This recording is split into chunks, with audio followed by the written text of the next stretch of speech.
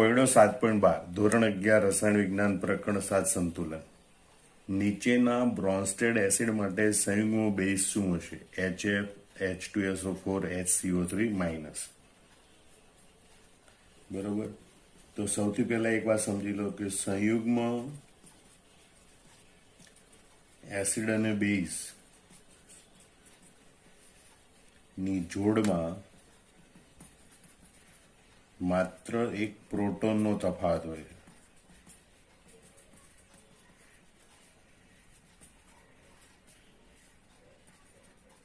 આ જોડ પૈકી એસિડમાં એક H પ્લસ એટલે કે પ્રોટોન વધારે હોય છે, જ્યારે બેઝમાં એક H પ્લસ ઓછો હોય છે. હવે આપેલી સ્પીસીઝ એ બ્રોન્સ્ટેડ એસિડ છે, એનો સંયુગ્મ બેઝ મેળવો તો સંયુગ્મ બેઝમાં એક પ્રોટોન ઓછો હોય, એનો મતલબ કે આપેલી બધી સ્પીસીઝ છે એમાંથી એક પ્રોટોન દૂર કરીએ તો આપણને સંયુગ્મ બેઝ પ્રાપ્ત થાય. એટલે આપણે જોઈએ કે ભાઈ આપેલી સ્પીસીઝ બ્રોન્સ્ટેડ એસિડ છે,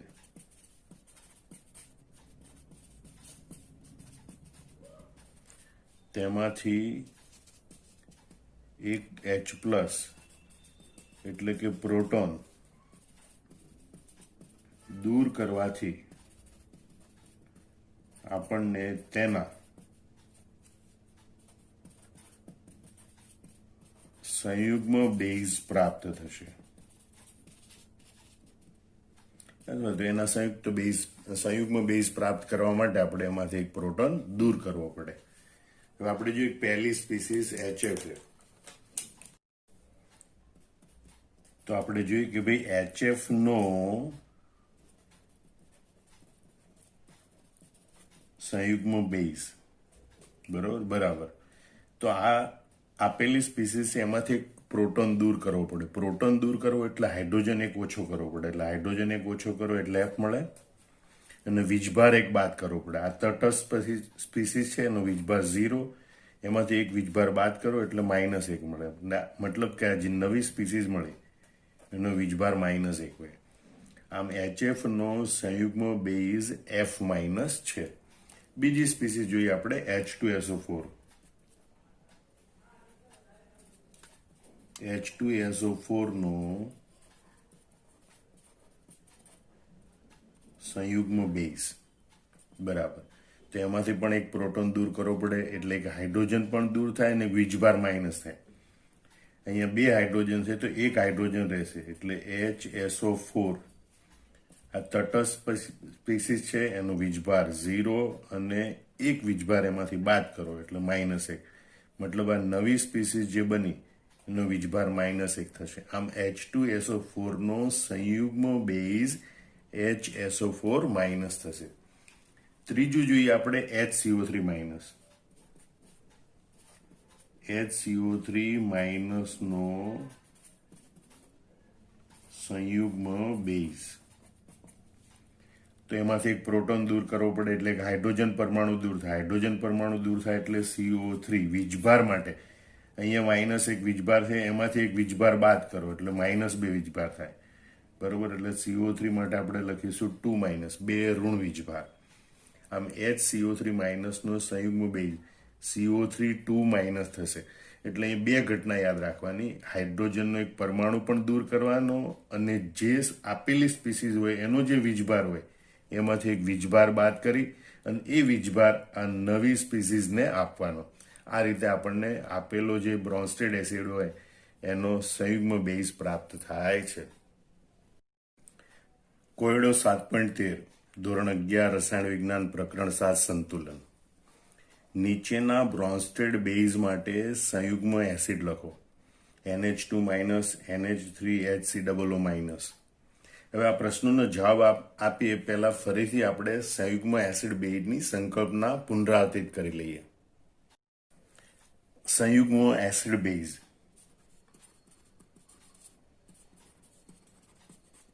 સંયુગ્મ એસિડ બેઝની જોડ વચ્ચે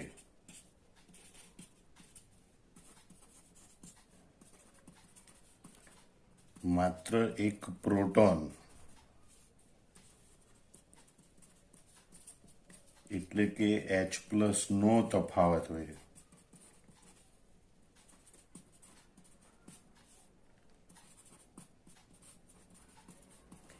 એસિડમાં એક H+ એટલે કે પ્રોટોન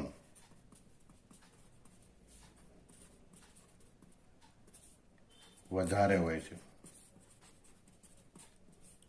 જ્યારે બેઝમાં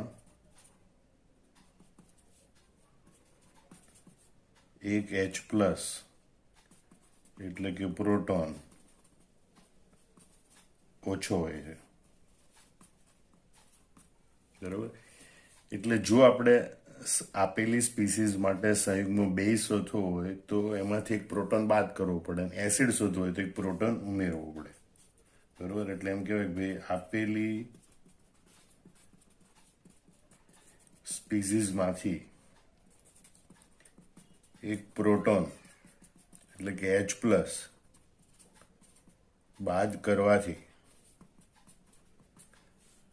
તેનો સંયુગ્મ બેઝ મળે. બરોબર. હવે તે માટે એક હાઇડ્રોજન પરમાણુ દૂર કરવો પડે,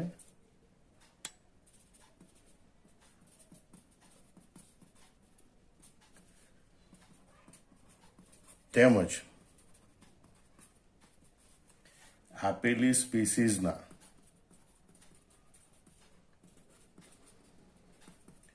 વીજભારમાંથી એક વીજભાર બાદ કરવો પડે, તો આપેલી સ્પીસીઝ છે એનો સંયુગ્મ બેઝ આપણને મળે.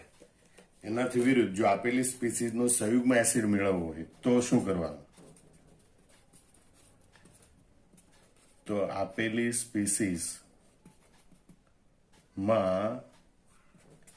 એક પ્રોટોન, કારણ કે એસિડમાં પ્રોટોન વધારે હોય એટલે આપેલી સ્પીસીઝમાં એક પ્રોટોન એટલે કે H+ ઉમેરવાથી તેનો સંયુગ્મ એસિડ મળે છે. અથવા એમ કહેવાય કે આપેલી સ્પીસીઝનો સંયુગ્મ એસિડ મેળવવો હોય તેમાં એક પ્રોટોન ઉમેરવો પડે. તે માટે એક હાઇડ્રોજન પરમાણુ ઉમેરવો પડે,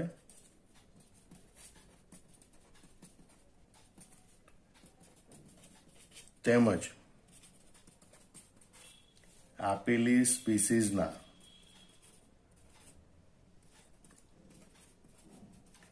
વીજભારમાં એક એકમ વીજભાર ઉમેરવો પડે. તો આ કન્સેપ્ટના આધારે આપેલી સ્પીસીઝનો સંયુગ્મ એસિડ કે આપેલી સ્પીસીઝનો સંયુગ્મ બેઝ શોધી શકાય છે.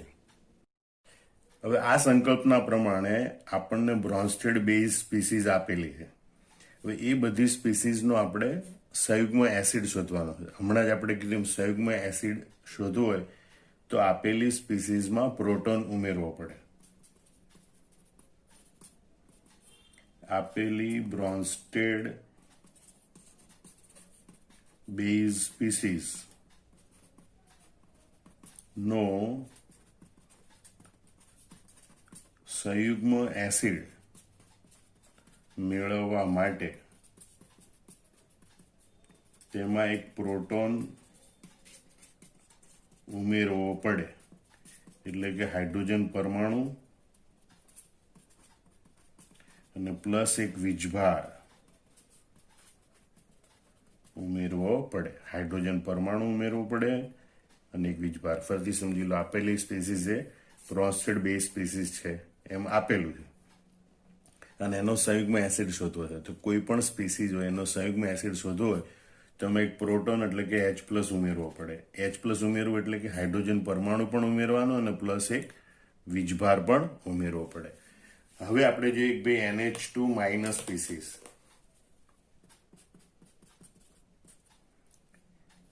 એનો આપણે સંયુગ્મ એસિડ લખવાનો છે. તો એમાં એક પ્રોટોન ઉમેરવાનો, એટલે 2 હાઇડ્રોજન છે એને બદલે 3 હાઇડ્રોજન થઈ જાય, એટલે NH3 થાય.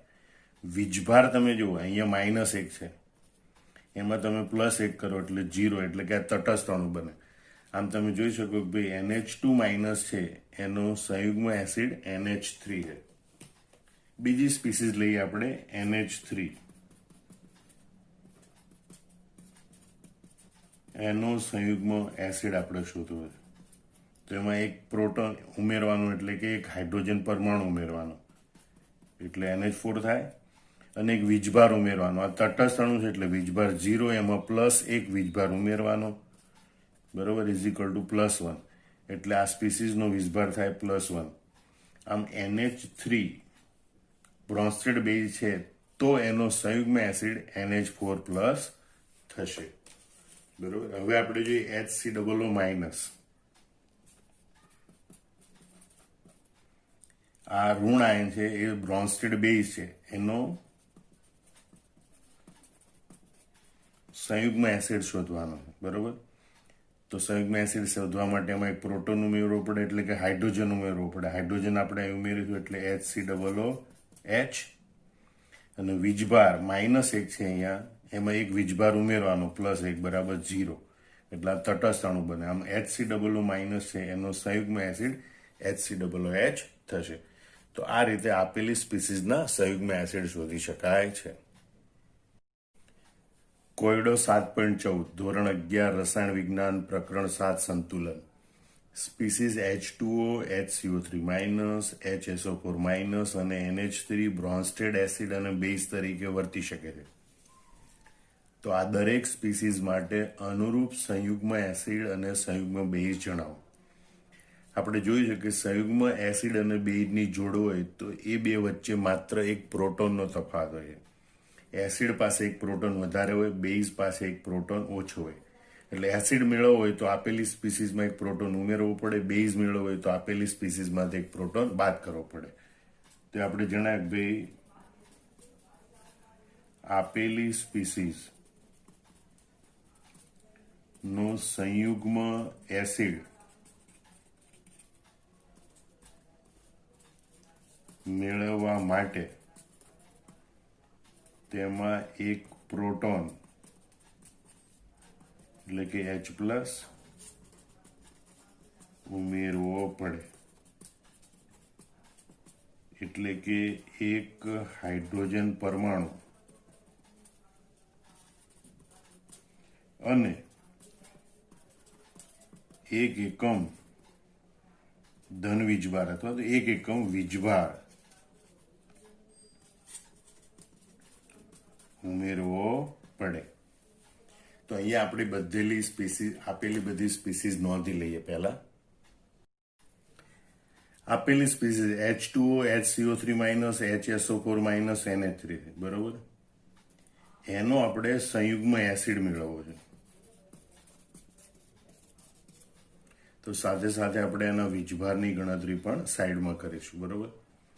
તો H2O અહીંયા દર્શાવ્યા પ્રમાણે એક હાઇડ્રોજન પરમાણુ ઉમેરવો પડે, બરોબર, એટલે H3 થઈ જાય, H3O. વીજભારની ગણતરી આપણે કરીએ તો આ તટસ્થ અણુ છે, વીજભાર હતો 0, એમાં એક એકમ વીજભાર ઉમેરવો પડે, એટલે કે +1 વીજભાર ઉમેરવો પડે, બરાબર +1. અને એટલે આ નવી સ્પીસીસ બને એનો વીજભાર થાય +. આમ H2O છે એનો સંયુગ્મ એસિડ H3O+ છે. હવે જોઈએ આપણે HCO3-, એમાં એક H ઉમેરો, એક હાઇડ્રોજન પરમાણુ ઉમેરો, એટલે બને H2CO3. વીજભારની ગણતરી કરીએ તો આપેલી સ્પીસીસનો વીજભાર -1, એમાં એક એકમ વીજભાર ઉમેરો, એટલે વીજભાર થઈ જાય 0. એનો મતલબ કે આ સ્પીસીસ તટસ્થ અણુ બને. આમ HCO3- છે એનો સંયુગ્મ એસિડ H2CO3 બને. એ જ રીતે HSO4- માં એક હાઇડ્રોજન પરમાણુ ઉમેરો, એટલે H2SO4, એનો વીજભાર -1, એમાં એક વીજભાર ઉમેરો =0. આમ તટસ્થ અણુ સ્પીસીસ બને. આમ HSO4- છે એનો સંયુગ્મ એસિડ H2SO4 બને. એ રીતે NH3, એમાં એક હાઇડ્રોજન પરમાણુ ઉમેરો, એટલે NH4, એ તટસ્થ અણુ છે એટલે વીજભાર 0, એમાં 1 એકમ ધન વીજભાર ઉમેરો એટલે +1 વીજભાર થાય. નવી સ્પીસીસનો વીજભાર +1 થાય. આમ NH3 એનો સંયુગ્મ એસિડ NH4+ બને છે. હવે આપણે સંયુગ્મ બેઝ માટે જોઈએ. આપેલી સ્પીસીસનો સંયુગ્મ બેઝ મેળવવા માટે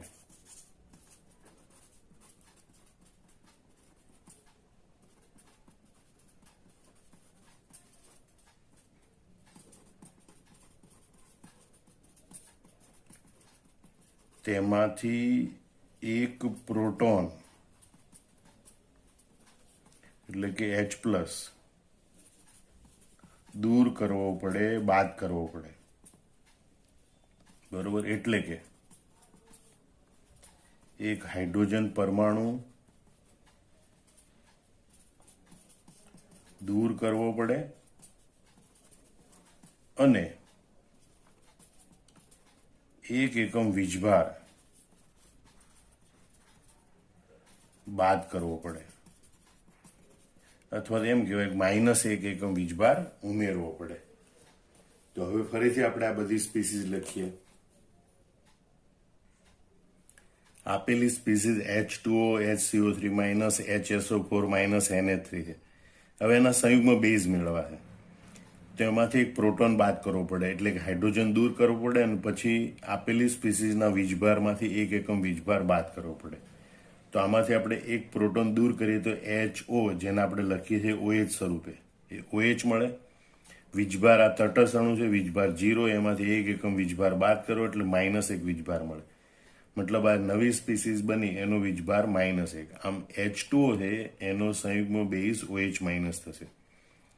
HCO3 નો સંયુગ્મ બેઝ મેળવવા માટે ફરીથી એક હાઇડ્રોજન પરમાણુ દૂર કરો એટલે CO3 મળે. વીજભાર -1 છે, એમાંથી એક વીજભાર બાદ કરો, -2 થાય એટલે CO3 નો વીજભાર થશે 2-. આમ HCO3- છે એનો સંયુગ્મ બેઝ CO3-2- થશે. HSO4 માંથી એક હાઇડ્રોજન પરમાણુ દૂર કરો, SO4 મળે. વીજભાર -1 છે, એમાંથી એક એકમ વીજભાર બાદ કરો, -2 વીજભાર થાય, માટે SO4 સ્પીસીસનો વીજભાર થશે 2-. આમ HSO4- નો સંયુગ્મ બેઝ SO4-2- મળે. NH3 એમાંથી એક હાઇડ્રોજન પરમાણુ દૂર કરો એટલે NH2 મળે. NH3 તટસ્થ અણુ, વીજભાર 0, એમાંથી 1 એકમ વીજભાર બાદ કરો તો -1 વીજભાર મળે. મતલબ આ નવી સ્પીસીસ બની એનો વીજભાર -1 થાય. આમ NH3 નો સંયુગ્મ બેઝ NH2- બને છે. તો આ રીતે આપણે સંયુગ્મ એસિડ બેઝની જોડ મેળવી શકીએ છીએ. કોયડો 7.15 ધોરણ 11 રસાયણ વિજ્ઞાન પ્રકરણ 7 સંતુલન. નીચેની સ્પીસીસને લુઈસ એસિડ અને લુઈસ બેઝમાં વર્ગીકૃત કરો. દર્શાવો કે તે આમ કેવી રીતે વર્તે છે. OH- એટલે HO-, F-, H+, BCl3. બરોબર, તો સૌથી પહેલા આપણે ઝડપથી લુઈસ બેઝ અને લુઈસ એસિડ એની સંકલ્પનાનું પુનરાવર્તન કરી લઈએ. તો કે ભાઈ જે સ્પીસીસ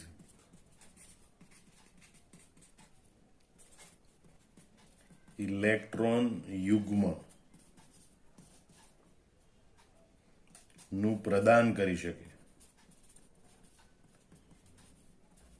ઇલેક્ટ્રોન યુગ્મ આપવાની ક્ષમતા ધરાવતું હોય, બરોબર, તેને લુઈસ એસિડ કહે.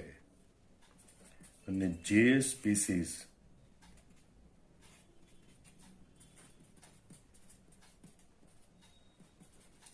ઇલેક્ટ્રોન યુગ્મ સ્વીકારી શકે, સ્વીકાર કરવાની ક્ષમતા ધરાવતું હોય, બરોબર, તેને લુઈસ એસિડ કહે. ફરીથી જોઈ લો, જે સ્પીસીસ ઇલેક્ટ્રોન યુગ્મનું દાન કરી શકે, પ્રદાન કરી શકે, તેને લુઈસ બેઝ કહે, ઇલેક્ટ્રોન યુગ્મ આપી દે. અને જે સ્પીસીસ ઇલેક્ટ્રોન યુગ્મ સ્વીકારીને અન્ય સ્પીસીસ સાથે જોડાઈ શકે, બરોબર, એને લુઈસ એસિડ કહે. તો પહેલું આપણે જોઈએ HO-, એટલે કે હાઇડ્રોક્સિલ આયન. તો હાઇડ્રોક્સિલ આયન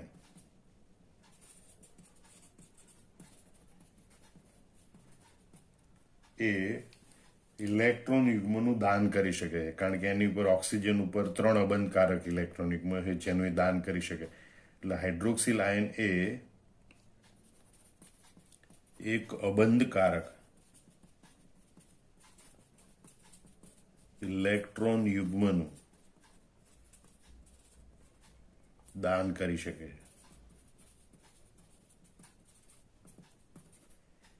માટે તે લુઈસ બેઝ તરીકે વર્તે છે, અથવા તો એમ કહેવાય કે લુઈસ બેઝ તરીકે વર્તી શકે છે. એટલે HO માઇનસ એ લુઈસ બેઝ તરીકે વર્તી શકે, કારણ કે એમાં ઓક્સિજન ઉપર 3 અબંધકારક ઇલેક્ટ્રોન યુગ્મ હોય, એ પૈકી કોઈ એક અબંધકારક ઇલેક્ટ્રોન યુગ્મનું એ દાન કરી શકે છે. બીજું આપણે લઈએ F માઇનસ, બરોબર, ફ્લોરાઇડ આયન. એમાં ફ્લોરિન પરમાણુ ઉપર 4 અબંધકારક ઇલેક્ટ્રોન યુગ્મ હોય, એ પૈકી કોઈ એક અબંધકારક ઇલેક્ટ્રોન યુગ્મનું એ દાન કરી શકે. એટલે ફ્લોરાઇડ આયનમાં ફ્લોરિન પરમાણુ પર 4 અબંધકારક ઇલેક્ટ્રોન યુગ્મ હોય.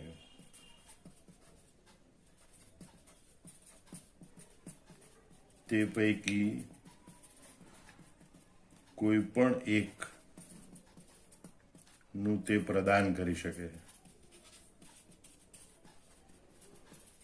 અને એના દ્વારા અન્ય સ્પીસીસ સાથે તે જોડાઈ શકે. અને માટે F માઇનસ એ લુઈસ બેઝ છે. વ્યાખ્યા પ્રમાણે F માઇનસ આયન એ લુઈસ બેઝ છે. ત્રીજું આપણે જોઈએ H પ્લસ, હાઇડ્રોજન આયન, અથવા તો આપણે એને કહીએ છીએ પ્રોટોન. એ ધન વીજભારિત છે.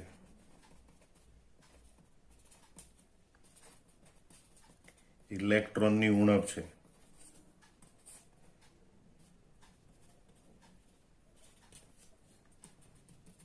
માટે તે અન્ય સ્પીસીસ પાસેથી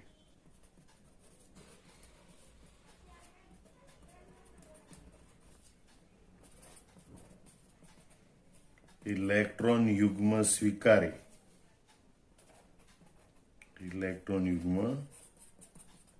સ્વીકારી તેની સાથે જોડાઈ શકે.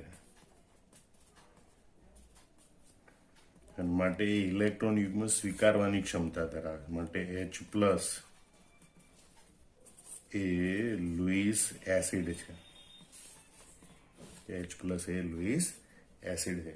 દાખલા તરીકે H પ્લસ છે એ OH માઇનસ પાસેથી એક ઇલેક્ટ્રોન યુગ્મ સ્વીકારે અને એની સાથે જોડાઈને પાણીનો અણુ બનાવે છે. તો અહીંયા ઇલેક્ટ્રોન યુગ્મ સ્વીકારે છે H પ્લસ, માટે તે લુઈસ એસિડ તરીકે વર્તે છે. હવે આપણે ચોથી સ્પીસીસ BCl3 જોઈએ. બરોબર, એનું બંધારણ આ પ્રમાણે હોય છે: Cl, Cl, Cl. તો આ બોરોન ટ્રાય ક્લોરાઇડમાં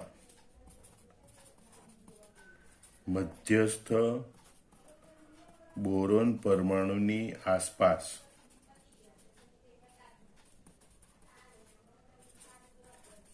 છ ઇલેક્ટ્રોન છે.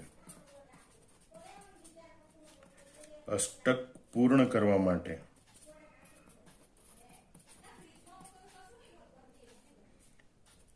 બે ઇલેક્ટ્રોન, એટલે કે એક ઇલેક્ટ્રોન યુગ્મની જરૂર હોય છે.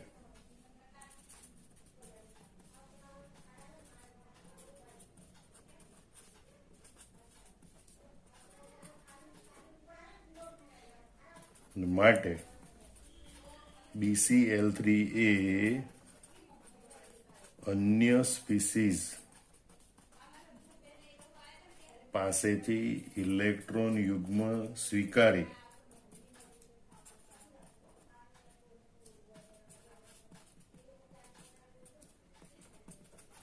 તેની સાથે જોડાવાની વૃત્તિ ધરાવે છે.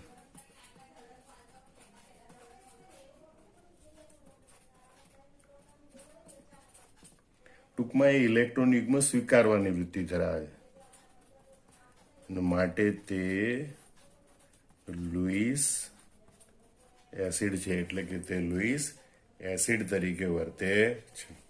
દાખલા તરીકે BCl3 એ એમોનિયા પાસેથી આ ઇલેક્ટ્રોન યુગ્મ સ્વીકારે, બરોબર, અને સંયુક્ત સંયોજન બનાવે. અહીંયા BCl3 એમોનિયાના નાઇટ્રોજન પરનું અબંધકારક ઇલેક્ટ્રોન યુગ્મ સ્વીકારે છે, માટે BCl3 એ લુઈસ એસિડ છે.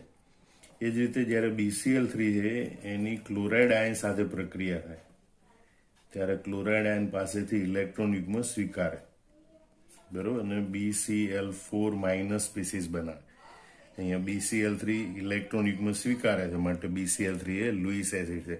આમ BCl3 નું બંધારણ જ એ પ્રકારનું છે કે એમાં મધ્યસ્થ બોરોન પરમાણુની આસપાસ 6 ઇલેક્ટ્રોન હોય.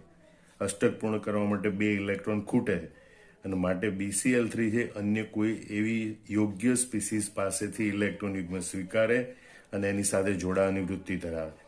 આમ BCl3 એ ઇલેક્ટ્રોન યુગ્મ સ્વીકારવાની વૃત્તિ ધરાવે છે, માટે તે લુઈસ એસિડ છે.